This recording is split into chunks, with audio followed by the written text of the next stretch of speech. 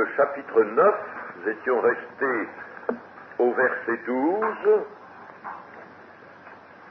Ayant médité hier la guérison de l'aveugle-né, le fait lui-même, nous allons maintenant voir l'enquête qui va suivre ce miracle accompli un jour de sabbat. Nous lirons à partir du verset 13 jusqu'à la fin du chapitre 41. Ils menèrent vers les pharisiens celui qui avait été aveugle. Or, c'était un jour de sabbat que Jésus avait fait de la boue et lui avait ouvert les yeux.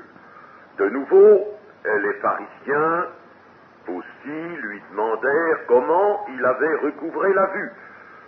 Et il leur dit, il a appliqué de la boue sur mes yeux, je me suis lavé et je vois. Sur quoi quelques-uns des pharisiens dirent, cet homme ne vient pas de Dieu, car il n'observe pas le sabbat. D'autres dirent, comment un homme pécheur peut-il faire de tels miracles? Et il y eut division parmi eux. Ils dirent encore à l'aveugle, toi, que dis-tu de lui, sur ce qu'il t'a ouvert les yeux? Il répondit, c'est un prophète.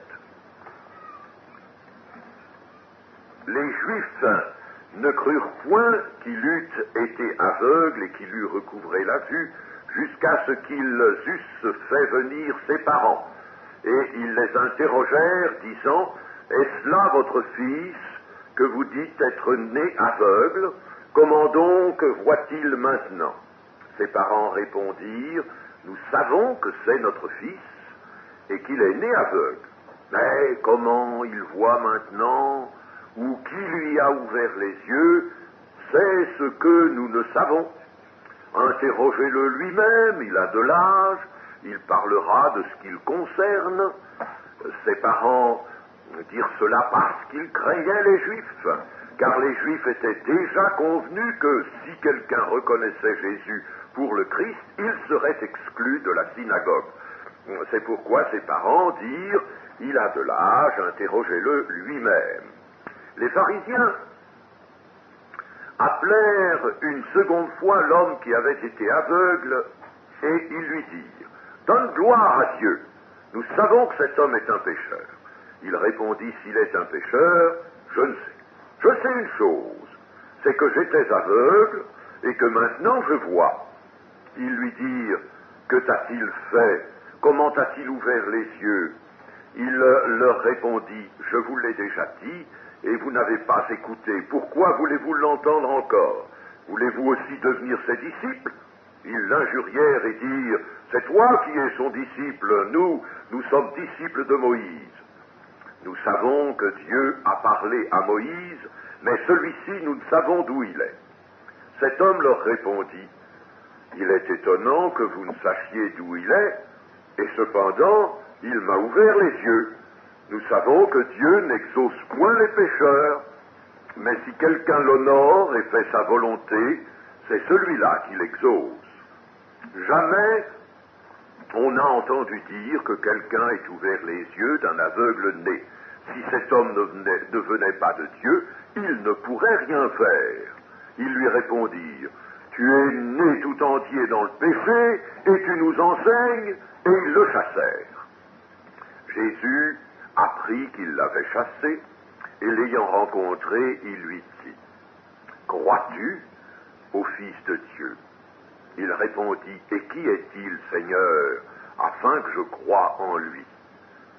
Tu l'as vu, lui dit Jésus, et celui qui te parle, c'est lui. Et il dit, je crois, Seigneur, et il se prosterna devant lui. Mais puis Jésus dit, je suis venu dans ce monde pour un jugement, pour que ceux qui ne voient point voient, et que ceux qui voient deviennent aveugles. Quelques pharisiens qui étaient avec lui, ayant entendu ces paroles, lui dirent, nous aussi sommes-nous aveugles? Jésus leur répondit, si vous étiez aveugles, vous n'auriez pas de péché. Mais maintenant vous dites, nous voyons, c'est pour cela. que votre péché subsiste. Amen.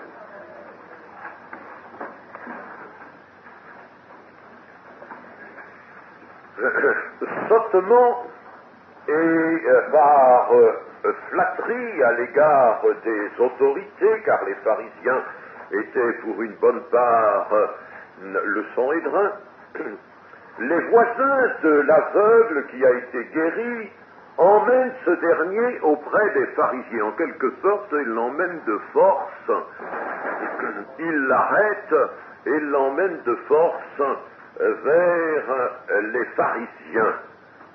La foule est souvent ainsi, ou bien elle est tout à fait révoltée, ou bien alors elle flatte les autorités.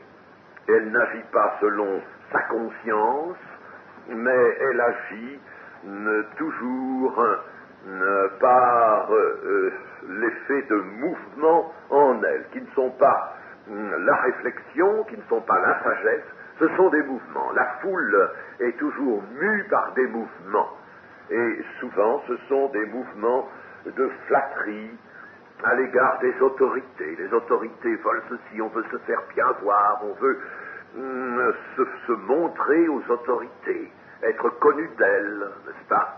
C'est un sentiment populaire qui existe lorsque il n'y a pas le sentiment de la révolte, l'un ou l'autre. Et les pharisiens vont alors conduire une enquête, mais cette enquête ne sera pas faite avec un esprit libre, avec une conscience droite, mais selon le préjugé des pharisiens, c'est-à-dire leur intention bien arrêtée de condamner Jésus. Ils vont entendre cet homme qui a été guéri, et à nouveau, ils vont relever contre Jésus le grief d'avoir guéri un homme le jour du sabbat. D'autant plus que Jean a bien souligné dans son verset 14, « Or, c'était un jour de sabbat que Jésus avait fait de la boue et lui avait ouvert les yeux. » Non seulement Jésus avait guéri, il n'avait pas guéri simplement par une parole, n'est-ce pas, qui n'aurait pas été tout de même un acte, mais il avait guéri en accomplissant quelque chose. Si menu soit cet acte, il avait fait de la boue, il avait donc fait un travail. Et cela accusait encore davantage aux yeux des pharisiens la transgression des règles du sabbat. En réalité, Jésus, comme nous l'avons déjà remarqué dans le cas de la guérison de l'impotent de Bethesda, Jésus n'avait pas transgressé le sabbat. Le sabbat de Moïse, il ne l'avait pas transgressé. C'était ce sabbat défiguré, ce sabbat vu au travers de toutes les traditions des Juifs de ce temps, c'est ce sabbat-là que Jésus transgressait, mais non pas le vrai sabbat de Moïse.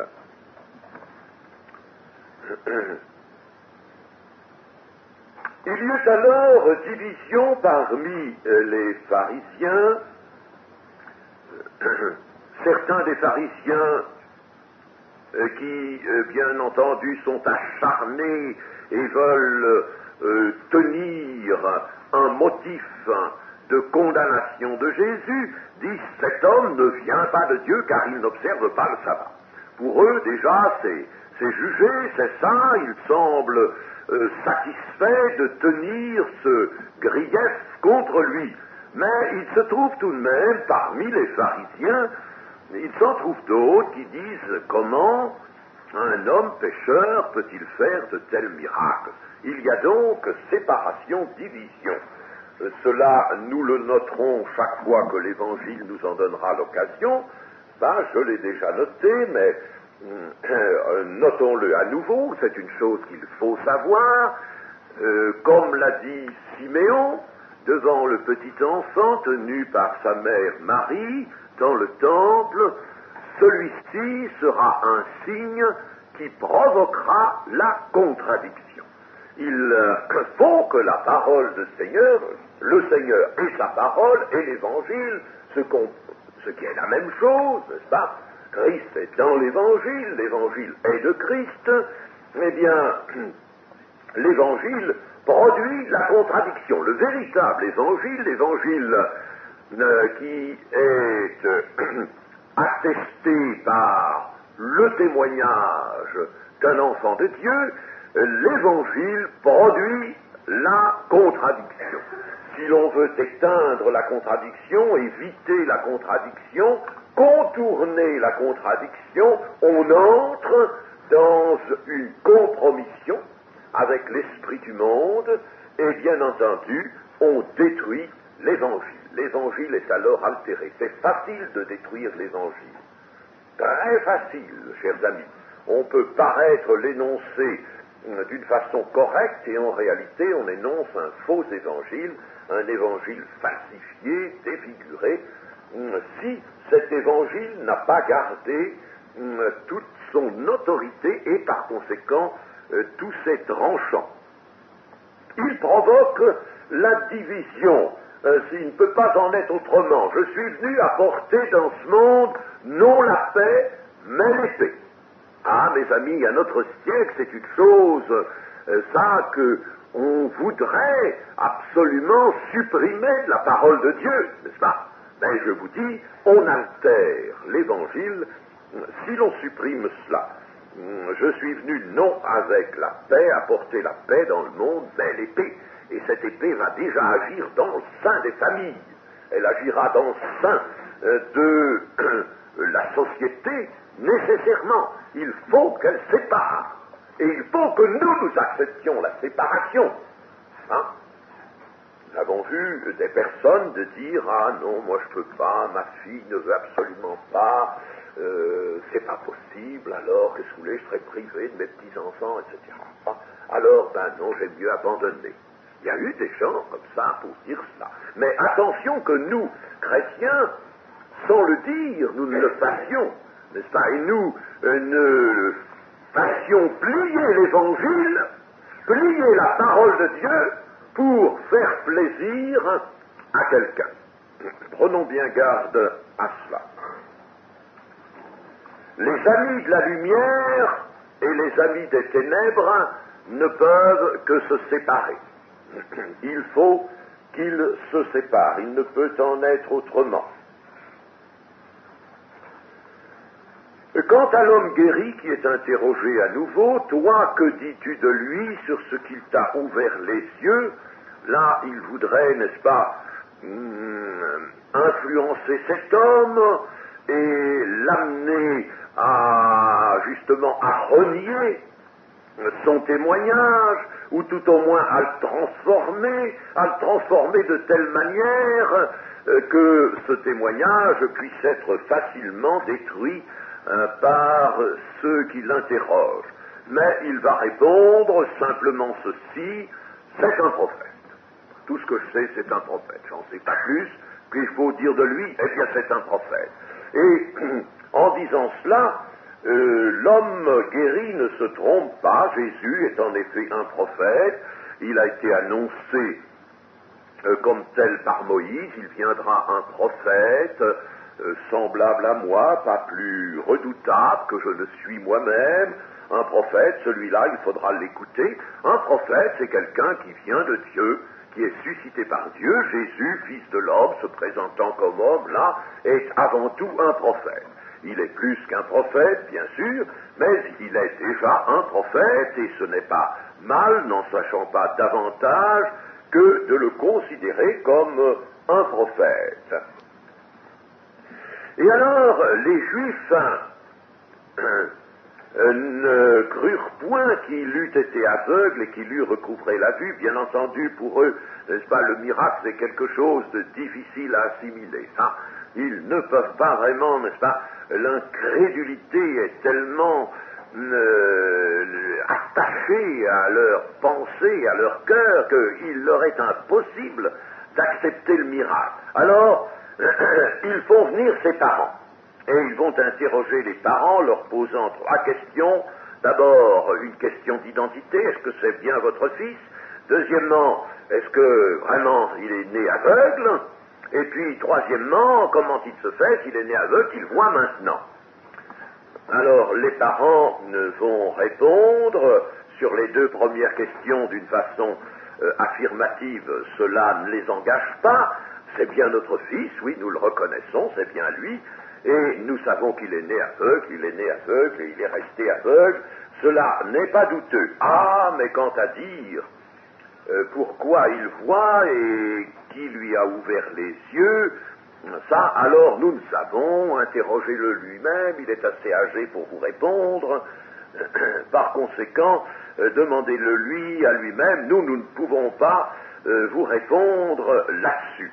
Et nous savons que c'est là une prudence de leur part, car ils craignent les Juifs, ils ont peur des Juifs. En effet, les Juifs ont fait savoir que si quelqu'un reconnaissait Jésus pour le Christ, donc les Juifs savent très bien, n'est-ce pas, que Jésus a lui-même affirmé qu'il était le Messie, et si quelqu'un le reconnaît pour le Messie, il sera exclu de la synagogue. Or, être exclu de la synagogue, cela entraînait des conséquences extrêmement graves.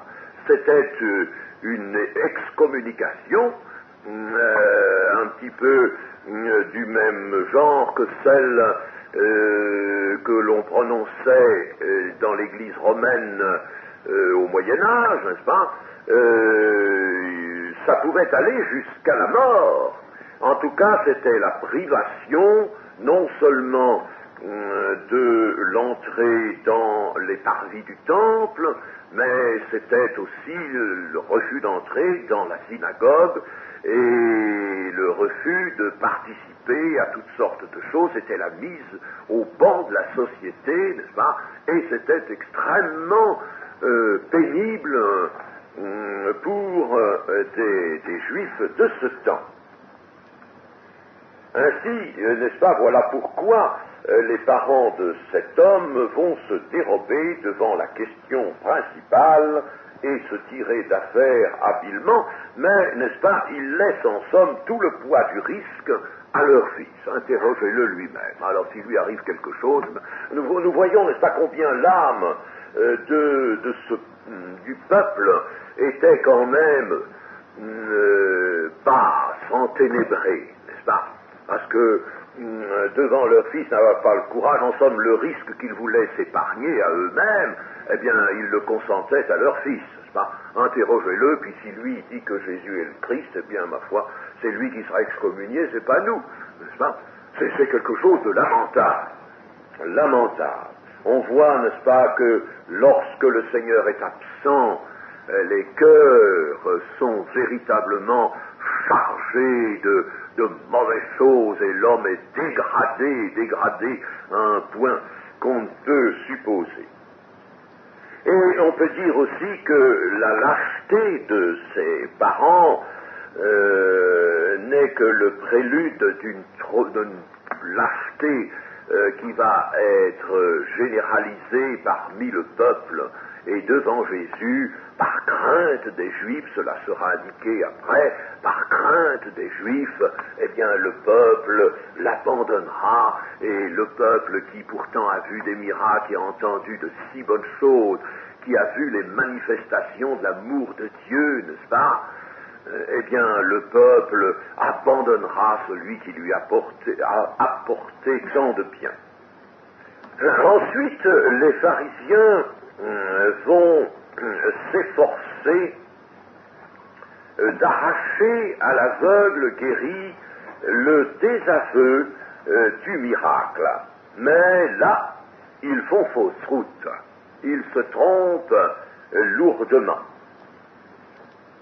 Ils veulent en arriver à supprimer la réalité du miracle à l'avantage du dogme et par le moyen du dogme. Et ils lui disent à cet aveugle, donne gloire à Dieu. Nous savons que cet homme est pécheur. Donne gloire à Dieu. Ce qui veut dire reconnais que tu t'es trompé sur cet homme. Nous, les chefs religieux, nous disons que c'est un pécheur. Et tu ne peux pas ne pas nous croire, ne pas accepter de nous ce jugement. Nous sommes qualifiés pour cela. Nous disons que c'est un pécheur. Et toi, tu en as fait un prophète. Eh bien, nous voulons bien te pardonner. Cela, oui, cet écart de langage, tu es un homme du peuple. Mais maintenant, n'est-ce pas, tu vas parler tout autrement. Nous entendons, tu vas donner gloire à Dieu. Tu t'es trompé, tu vas revenir à la fidélité. Cet homme ne pouvant être un prophète, tu vas reconnaître t'être trompé, n'est-ce pas? Et maintenant, te fier à la parole de ceux qui sont tes maîtres dans la foi, dans la religion. Voilà ce que voulait dire donne gloire à Dieu. Et en somme, n'est-ce pas, ce que font ces hommes, c'est de tenter de supprimer donc la réalité à l'avantage du dogme. Et chers amis, ce que je viens de vous dire là sera une chose tout à fait courante dans l'Église, dans toute la carrière de l'Église, et l'est encore aujourd'hui, hélas. Et peut l'être encore dans nos propres milieux, prenons garde. Une chose est réelle, elle est vraie, elle est faite par Dieu qui, lui, ne tient pas compte des règles que les hommes peuvent se donner, de la manière dont ils peuvent interpréter la parole de Dieu et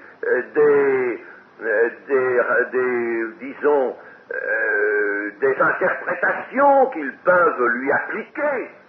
Dieu ne tient pas compte de cela. Dieu agit. Dieu agit selon lui la vérité.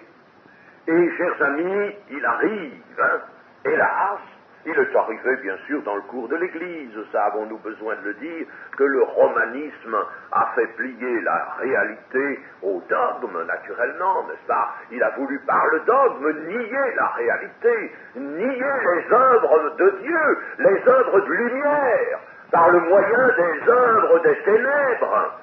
Mais ces œuvres des ténèbres étaient elles-mêmes affublées du dogme, de la prétention à la vérité. Et encore aujourd'hui, Rome fait cela sur une grande échelle, bien entendu, quand on vous parle dans des écrits, dans des rapports de la vérité, n'est-ce pas? Eh bien, la vérité, c'est toute l'erreur. C'est toute leur erreur.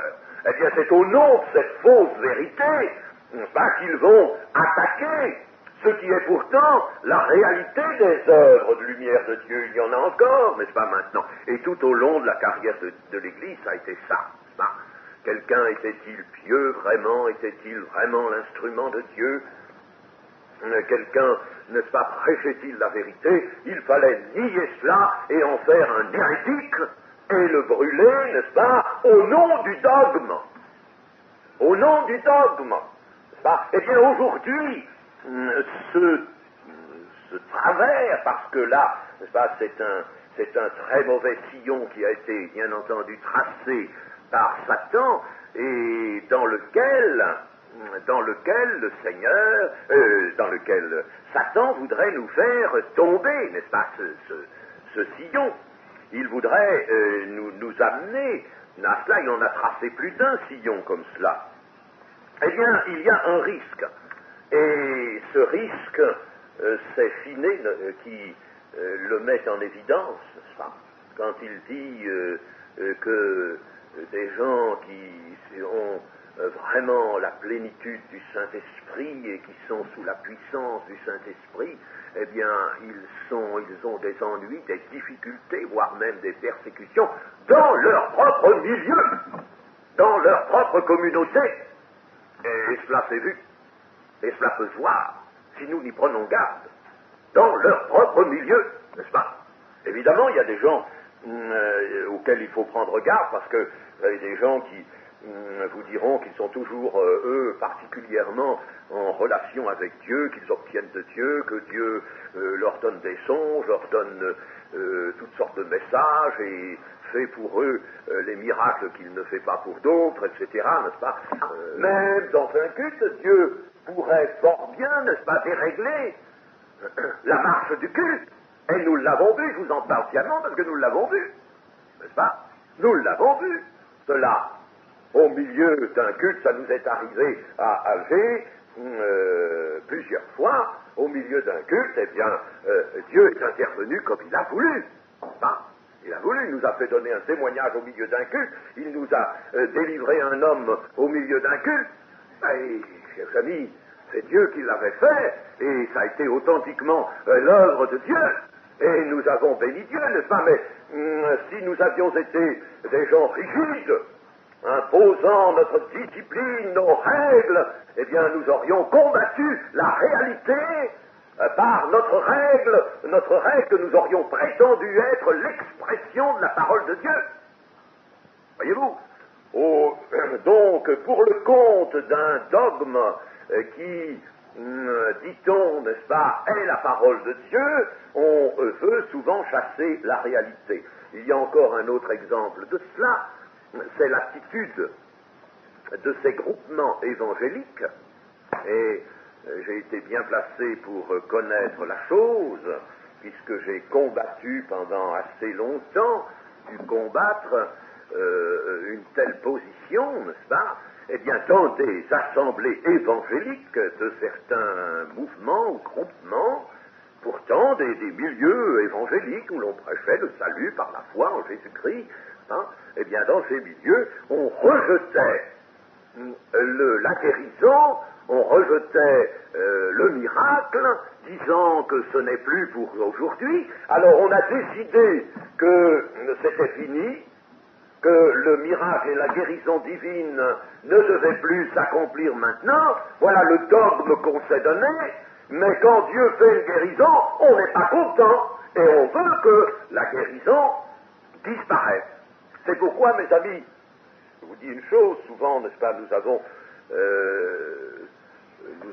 un regard, mettons, assez sévère pour notre propre milieu, et il le faut, parce que sans quoi nous nous jugerions, n'est-ce pas, des gens parvenus, nous dirions que nous sommes riches, comme Laodicée, n'est-ce pas? Il faut donc que nous sachions nous juger nous-mêmes. Mes chers amis, ceci étant, il faut aussi que nous sachions que notre appartenance à un mouvement de plein évangile est une chose nécessaire, est une chose bonne, n'est-ce pas? Et il ne faut pas retourner vers des mouvements qui n'ont pas le plein évangile. Évitons cela, ne faisons pas cela, ne nous laissons pas aller à cela, n'est-ce pas? Nous retournerions en arrière. Ce n'est pas pour juger mal ces groupements que, tous les mois, je suis en rapport avec certains. Je m'efforce d'ailleurs de les amener à une autre pensée. Mais il faut bien dire qu'il y en a, n'est-ce pas, où on nie absolument. Enfin, la chose a été d'ailleurs dite dans des livres, vous le trouverez dans des livres, même des livres de gens qui ont été d'excellents évangélistes. Ils vous diront, mais le miracle n'est plus pour aujourd'hui, ça finit au 1er siècle, quand ce qui est parfait, disent-ils, est venu, en tordant d'ailleurs la parole de Paul dans le chapitre 13 de 1 Corinthiens. Alors ils vous disent, quand la Bible a été complétée de l'Apocalypse, n'est-ce pas, alors ce qui est parfait est venu, c'était total, c'est fini. Alors là, à ce moment-là, tous les miracles, les signes, les dons, etc., tout ça, n'est-ce pas, a disparu. Eh bien, ce sont là des gens qui suppriment la réalité au profit, à l'avantage d'un dogme qu'ils ont établi. Ce dogme est totalement faux d'ailleurs, absolument faux. Et pourquoi, voyez mes amis, malgré tout, tenons au plein évangile, n'est-ce pas? Tenons au plein évangile et forçons-nous dans des assemblées de plein évangile, d'être victorieux et d'être vrai. Ainsi donc, on peut arriver, n'est-ce pas, à supprimer la réalité à l'avantage du dogme. Et méfions-nous de cela. Si ça s'est fait en grand dans le romanisme, ça peut se faire encore parmi nous, n'est-ce pas, vous le voyez. L'aveugle guéri va répondre à ces pharisiens, et ces réparties sont vraiment magnifiques. D'abord, il se montre reconnaissant envers celui qui l'a guéri, il est droit, il est sincère, et il n'a pas peur des conséquences de ses paroles. Il n'a pas peur. Et mieux que cela, on sent que le Saint-Esprit s'empare de cet homme, n'est-ce pas? C'est le Saint-Esprit qui s'empare de lui, et il va dévoiler l'hypocrisie de ses interlocuteurs et les prendre en défaut de vérité. Il va les prendre en flagrant délit de mensonge à l'égard de la parole de Dieu, à l'égard de la vérité. D'abord, il va leur dire, mais pourquoi m'interrogez-vous encore? Vous l'avez déjà entendu. Voulez-vous aussi, vous, devenir les disciples de cet homme? Voulez-vous devenir, est-ce que vraiment c'est ça qui vous attire? Alors par là, n'est-ce pas, il leur montre qu'ils voient bien, ils discernent bien, et ils discernent par esprit leur intention méchante. Vous voudriez, vous aussi, devenir, il y a une sorte d'ironie, n'est-ce pas, mais d'ironie qui est très objective. Vous voulez, vous aussi, devenir ses disciples? Alors, bien entendu, là, n'est-ce pas, la colère s'empare de ces hommes. C'est toi qui es son disciple. Nous sommes les disciples de Moïse. C'est toi qui es son disciple. Nous savons que Dieu a parlé à Moïse, mais celui-ci, nous savons d'où il est. Alors, l'aveugle guéri va reprendre la parole et dire, il est étonnant, vous ne sachiez d'où il est, et cependant il m'a ouvert les yeux. C'est drôle, vous, chefs des Juifs, vous ne savez pas d'où est un homme qui vient faire de tels miracles, qui m'a ouvert les yeux, vous ne savez pas. C'est drôle, ça. Vous, les chefs religieux, vous ne savez pas ça, n'est-ce pas? Vous voyez, ça met en évidence leur incurie totale dans le domaine de la foi et de la vérité. Nous savons que Dieu, va-t-il ajouter, n'exauce point des pécheurs, mais si quelqu'un l'honore et fait sa volonté, c'est celui-là qui l'exauce. Eh bien là, n'est-ce pas, c'est une parole de vérité, une parole qui est toujours vraie. Elle était vraie sous l'empire de la loi de Moïse, elle l'est encore sous celui de la grâce. Mes chers amis, nous devrions bien le savoir, ça. Nous qui avons besoin d'exaucement et qui devons avoir recours aux exaucements, nous devons vivre d'exaucement. Nous allons le voir, n'est-ce pas, plus particulièrement dans l'étude de cet évangile. Nous devons vivre de ça dans l'Église, nous devons vivre d'exaucement, non pas de paroles qui nous sont données, n'est-ce pas, comme le prétendent certains, n'est-ce pas, va, avance, tiens, va, pars d'ici, va dans ce village, tiens, prends la première rue à droite, tiens, prends la première rue à gauche. Il y en a des gens qui voudraient être conduits comme ça, n'est-ce pas, comme les chevaux, avec un mort dans la bouche et des guides, n'est-ce pas, c'est pas ça. Mais, cependant, nous devons vivre dans l'Église par le moyen des exaucements de la prière. Si vous demeurez en moi et que mes paroles demeurent en vous, demandez ce que vous voudrez, cela vous sera accordé. Et quand le Seigneur Jésus nous incite à faire les œuvres, celui qui croit en moi fera les œuvres que je fais, il ajoute, demandez afin que vous receviez. Vous ne pouvez pas faire ces œuvres si vous ne demandez pas. N'est-ce pas? Il faut demander. Et nous, dans la vie chrétienne, il faut vivre, donc, avec des exaucements, par le moyen des exaucements. Sans quoi, nous nous replierons sur nous-mêmes, sur nos efforts, et nous voudrons agir, ce qui est hélas, le cas fréquent. Nous serons amenés à agir par nous-mêmes et à faire agir la chair. Il faut agir avec des exaucements. Tout ce que nous avons à faire, il faut le faire par le moyen d'une correspondance toujours établie avec le ciel, n'est-ce pas, avec le Seigneur, à travers Jésus, et recevoir des exaucements. Nous devons demander, et nous ne pouvons faire que ce que nous recevons, ce qui nous est donné en tant qu'exaucement. Nous demandons et nous faisons. Dieu nous indique bien sûr d'avance lui-même les œuvres à accomplir, mais même si Dieu nous indique les œuvres à accomplir, il faut demander. Demander, ça peut être très rapidement fait, n'est-ce pas? Seigneur, que dois-je dire? Que dois-je faire? Seigneur, n'est-ce pas? Il suffit d'une prière intérieure, si l'on n'a pas le temps d'en faire une autre, pour demander au Seigneur, mais il faut toujours, n'est-ce pas, vivre et agir avec cette correspondance, et c'est ce qu'on ne fait plus. C'est ce qu'on ne fait plus, c'est ce qu'on a oublié de faire, ou c'est ce qu'on n'a pas été appris à faire. Hein? Mais c'est ça la véritable vie chrétienne, autrement ça n'a pas de sens. Autrement, c'est le déploiement du charnel à travers quelques règles évangéliques. C'est tout simplement ça. N'est-ce pas? Mais la véritable vie chrétienne, véritable vie du disciple de Christ, c'est une vie surnaturelle. Enfin, nous marchons sur les eaux.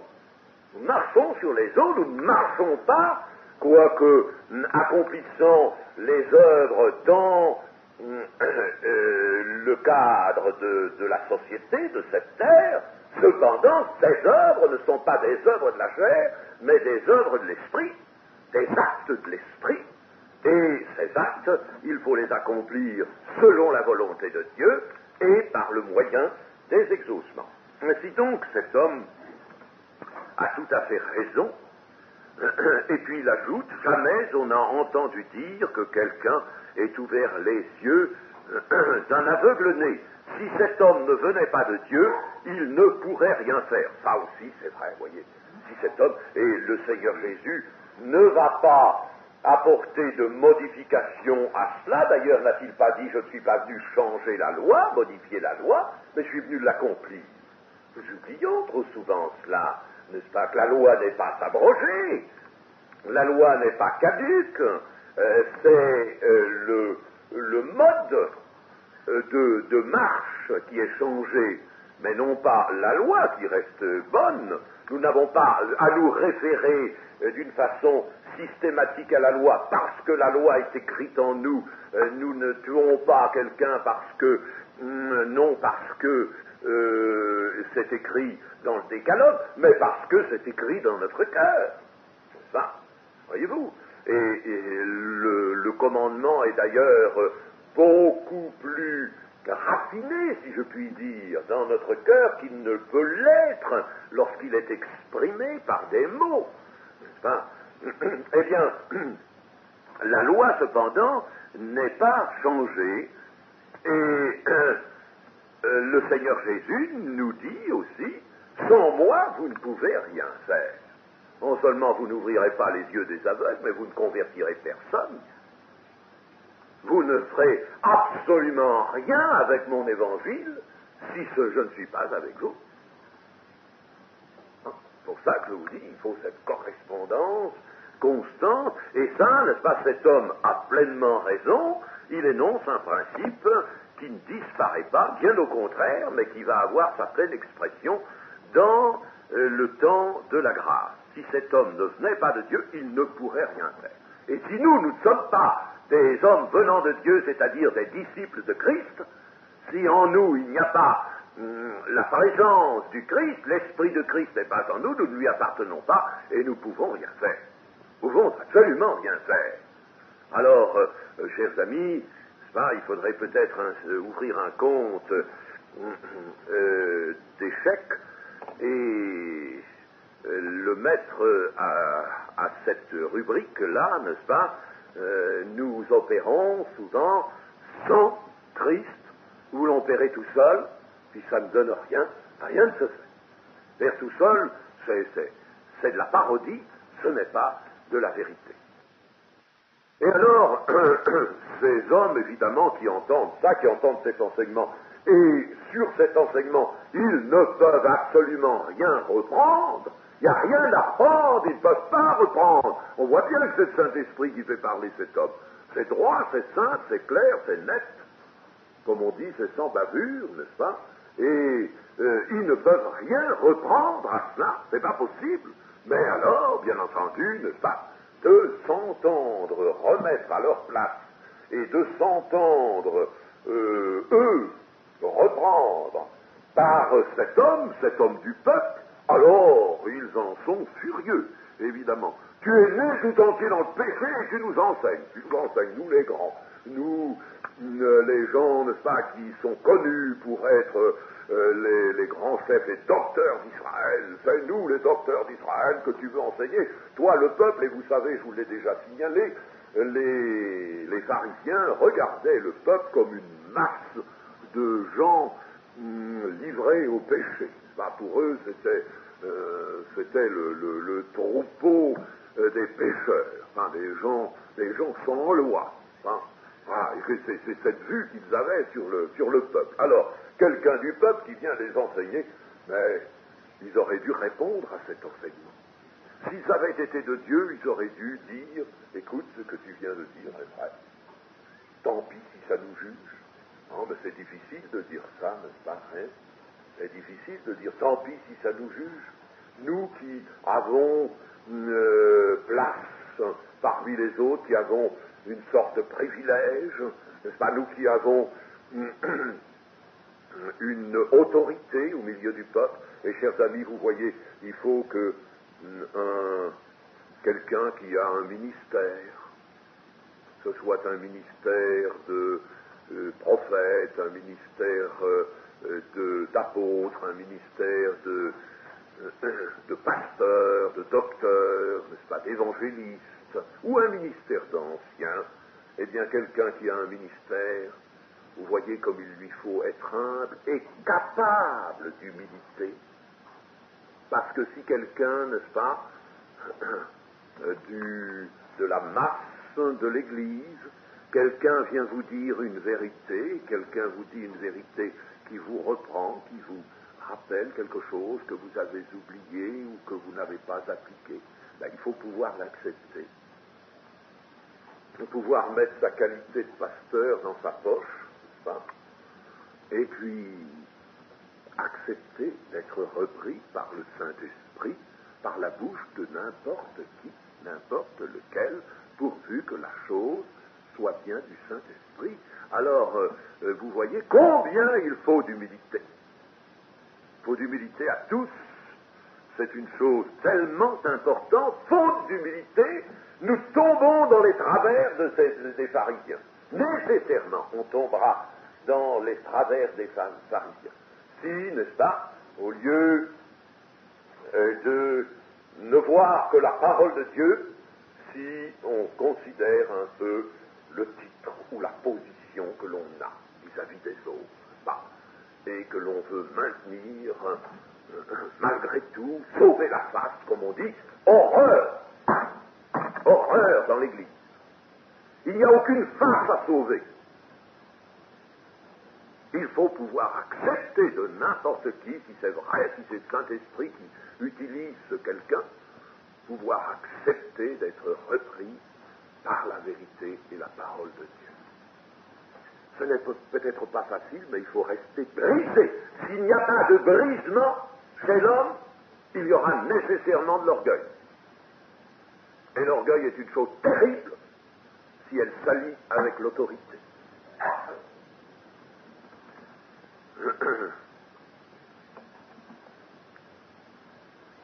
Nous arrivons au verset 35.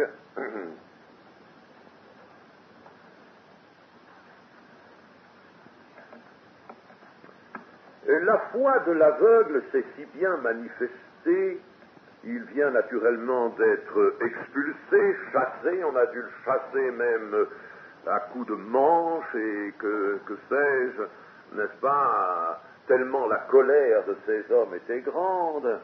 Et alors, la foi de l'aveugle a été magnifiquement manifestée, puisque le Saint-Esprit le lui a permis. Eh bien, cette foi qui a accepté l'opprobre et les risques a sa récompense. Voici que Jésus réapparaît. Cet aveugle chassé, Jésus réapparaît. C'est pas aux pharisiens, parmi les pharisiens, parmi le Sanhédrin que Jésus vient, apparaît. C'est à cet homme chassé. Oh, ça, la figure est belle, n'est-ce pas? C'est à cet homme auquel on a donné le coup de pied, c'est à cet homme que Jésus apparaît, non pas au grand docteur d'Israël. Jésus, donc, est là sur la route à nouveau de cet homme. Et cet homme pourra alors confesser sa foi et savoir en qui il croit. Jusqu'ici, il avait foi, mais il avait foi en un prophète qui a un nom Jésus. Il ne savait qui était ce Jésus. Et c'est pourquoi le Seigneur veut le rencontrer, le voir, et va lui poser cette question: crois-tu au Fils de Dieu? Il n'y a pas là de longues explications. Vous voyez, il n'y a pas un enseignement prolongé, mais une question courte, nette. Crois-tu au Fils de Dieu? Il faut qu'il sache tout de même ce que veut dire l'expression Fils de Dieu. Eh bien, cet homme que le Saint-Esprit conduit va répondre: qui est-il, Seigneur? Afin que je croie en lui. Ne demande pas d'explication, ne pose que la question qui convient: qui est-il? Où est-il? Et c'est là que le Seigneur va lui dire: tu l'as vu, tu l'as déjà rencontré, tu l'as déjà rencontré, tu l'as rencontré une première fois, et maintenant, eh bien, tu l'as devant toi. Tu l'as encore devant toi, celui qui te parle, c'est lui. C'est lui qui est le Fils de Dieu. Et cet homme va répondre tout simplement. On voit que le Saint-Esprit vraiment a fait le travail. Quand le Saint-Esprit s'est saisi d'un cœur, eh bien vraiment ce cœur va tout droit au Seigneur, sans difficulté aucune. Je crois, Seigneur. Et il se prosterna devant lui. Ah, quel entretien magnifique. Il n'y a pas, n'est-ce pas, de questions posées sur la doctrine, il n'y a pas de conditions, il n'y a rien de tel, n'est-ce pas? Voilà ce qui est une véritable conversion. Il semble, en somme, qu'il soit très aisé, vous voyez, à des hommes de croire, si leur cœur est droit, et si le Père, comme nous l'avons vu dans cet évangile, a bien attiré cette âme vers le Fils, vers son Fils, n'est-ce pas? Dieu attire, Dieu ou pousse une âme vers le Fils, et c'est le cas de cet homme, et alors là c'est aisé. Et je pense que cette rencontre si touchante, si magnifique que nous décrivent ici ces quelques versets, cette rencontre doit être l'expérience de tout croyant aujourd'hui, à la seule différence près, qui n'est pas d'ailleurs une différence à considérer comme un désavantage, à la seule différence près, c'est que ce ne sont pas les yeux qui voient le Seigneur, les yeux du corps, mais les yeux de l'âme, les yeux de l'esprit, voient le Seigneur. Celui qui voit le Seigneur et croit en lui a la vie éternelle. Il faut le voir, il faut une rencontre. Et, chers amis, je pense que nous aurions bien besoin, lorsque nous témoignons ou lorsque nous évangélisons, de penser à cela. Il faut conduire une âme qui est attirée par le Père vers le Fils. Il faut la conduire au Fils, il faut aider à cela, il faut travailler à cela, travailler, nous sommes ouvriers avec Dieu, travailler avec le Saint-Esprit pour l'amener à voir le Fils et à croire en lui. Cette rencontre personnelle avec le Fils de Dieu. rencontre personnelle, nécessaire, indispensable. Celui qui aspire à la vérité, qui est la vérité, qui est de Dieu. Dieu le conduit à son Fils, et le Fils est là, qui ne frappe à la porte. Il entre, il soupe avec lui, n'est-ce pas? Il y a communion, une communion s'établit. Il faut cette rencontre avec le Seigneur. C'est une expérience qui n'est pas localisée dans le passé évangélique, mais qui, au contraire, appartient à l'expérience de toute l'Église. Et Jésus, devant cette si belle confession de foi, devant cet homme qui se prosterne devant lui, donc devant Dieu, alors Jésus va prononcer encore une parole, une grande parole d'enseignement, une parole doctrinale, car il y a une doctrine de Christ, mes amis, mais une doctrine sur laquelle il ne faut pas spéculer, une doctrine qu'il faut prendre, qu'il faut respecter, qu'il faut comprendre par l'Esprit. Je suis venu dans ce monde pour un jugement, pour que ceux qui ne voient point voient, mais que ceux qui voient deviennent aveugles. Et alors Jésus, qui voit un groupe de pharisiens pas loin de là, n'est-ce pas, élève certainement la voix. Il faudrait regarder, je n'ai pas regardé le verbe là, puis Dieu dit, il se peut que ce soit Dieu s'écria, n'est-ce pas, s'écrie. Et il a certainement élevé la voix, parce que nous voyons qu'ensuite, il y a des pharisiens qui ont entendu ces paroles, n'est-ce pas. Il a dû élever la voix et dire cela pour que les pharisiens entendent. Et vous voyez que le Seigneur Jésus prononce, en somme, la doctrine. Nous pouvons faire cette observation maintenant avec ce que nous avons vu de l'évangile de Jean. Il prononce sa doctrine devant les misérables de la terre, les pauvres en esprit. Et c'est bien vrai, n'est-ce pas, que ces choses, les choses révélées, elles le sont à des enfants, des petits-enfants, et non pas aux sages et aux intelligents. C'est à la Samaritaine, cette femme, qu'il a annoncé des choses considérables.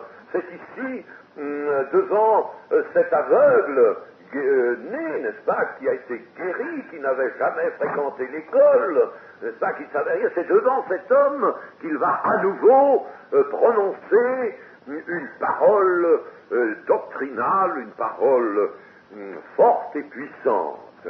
Eh bien, chers amis, je crois qu'aujourd'hui, si nous sommes devant des gens qui sont vraiment de foi, si nous avons dans nos communautés, dans nos églises, des gens qui se sanctifient, qui ont la foi d'enfants, je crois que le Seigneur prononcera là où il lieu.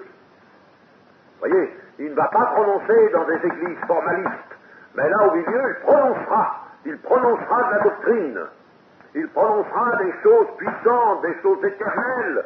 C'est là parce que la Bible, nous l'avons, mais nous avons besoin aussi de l'Esprit pour la vivifier. La vivifier, c'est l'Esprit qui vivifie tout. Et nous avons besoin donc du Seigneur Jésus pour prononcer à nouveau la doctrine, de façon à ce que cette doctrine nous vienne directement de lui, du ciel. Jésus, nous l'avons vu, est la lumière qui éclaire le monde. La parole de Dieu est la lumière. Elle vient dans le monde pour éclairer le monde. Mais tous ne se laissent pas éclairer.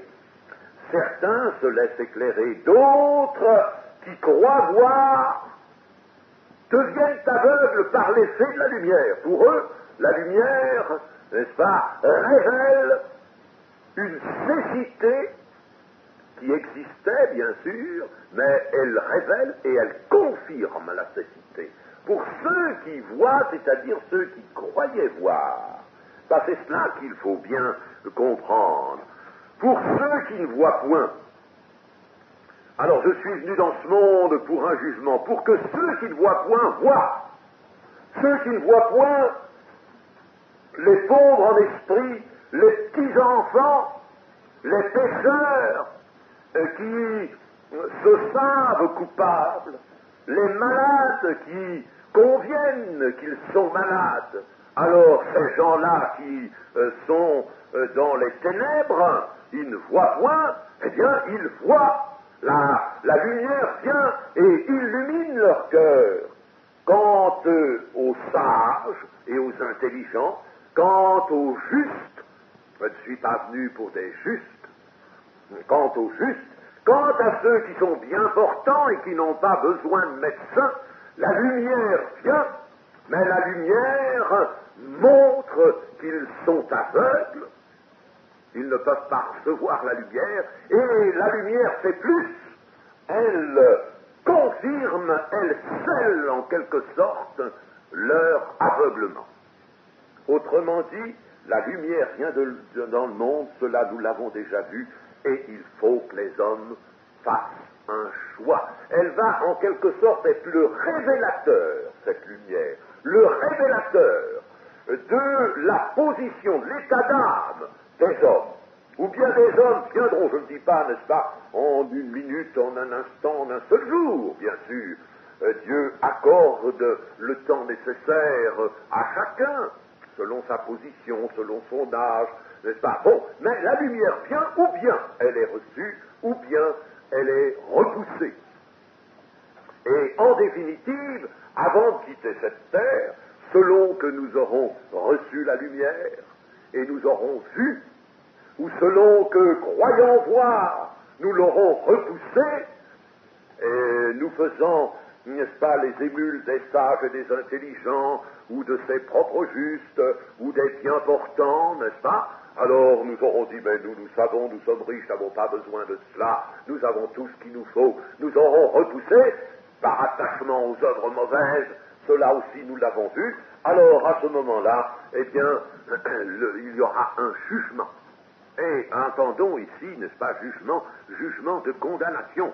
Voyez, le Seigneur prononce ces paroles pour être entendu des pharisiens, n'est-ce pas, parce qu'il a les deux cas extrêmes, il a cet homme guéri qui reçoit et qui voit, lui, et puis ces gens qui croient voir et qui sont confirmés dans leur aveuglement par précisément la lumière. La lumière venant là, ils sont confirmés, ils sont manifestés, dévoilés dans un aveuglement qui ne les quittera plus.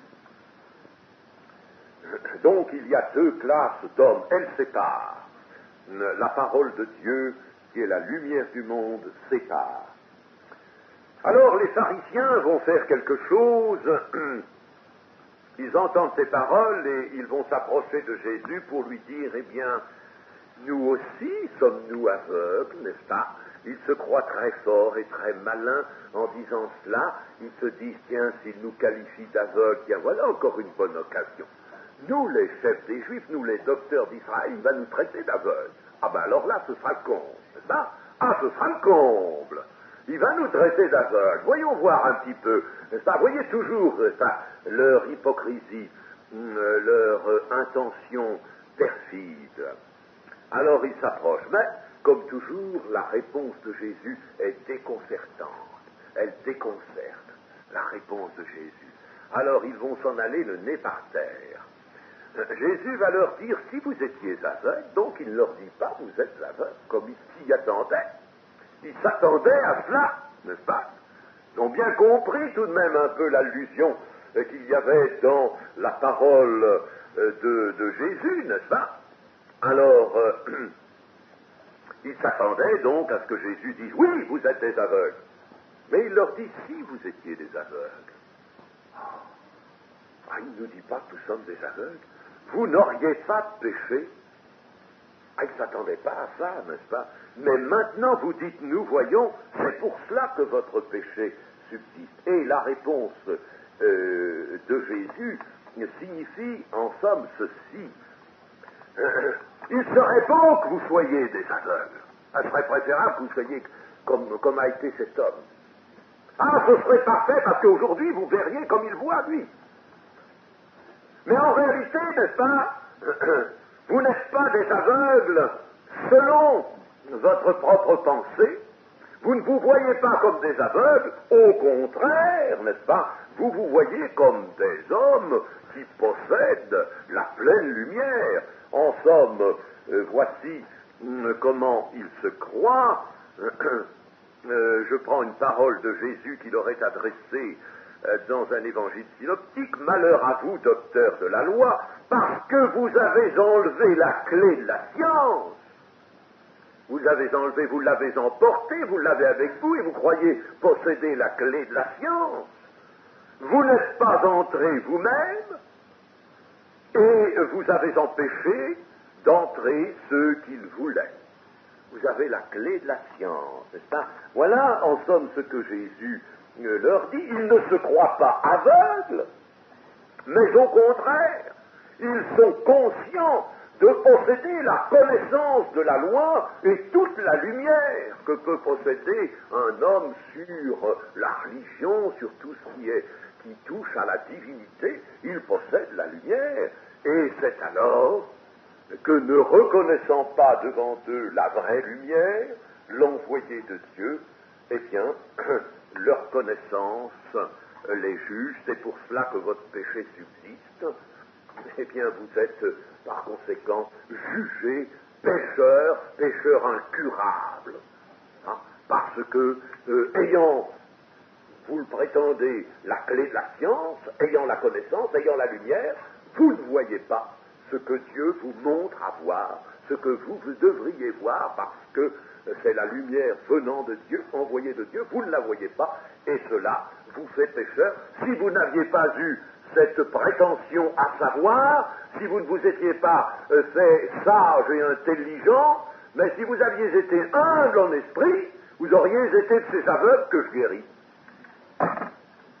Ah, mes amis, cette leçon est forte, n'est-ce pas? Et nous la voyons persistante dans tout l'enseignement du Seigneur Jésus, et nous devons la retenir, ne pas l'oublier. Nous sommes évangéliques, c'est très bien, mais attention, notre doctrine n'est pas une vieille chose, un vieux monument que nous traînons, n'est-ce pas? Et que ce n'est pas comme ces rouleaux que les Juifs mettaient dans une chambre abandonnée du temple et qui se couvrait de poussière. Il faut que notre doctrine soit une chose nouvelle tous les jours et que nous soyons nourris d'une vérité qui se renouvelle en nous, dans notre esprit, afin que nous aussi, nous soyons des aveugles que le Seigneur a guéris et auxquels il a permis de voir. Amen.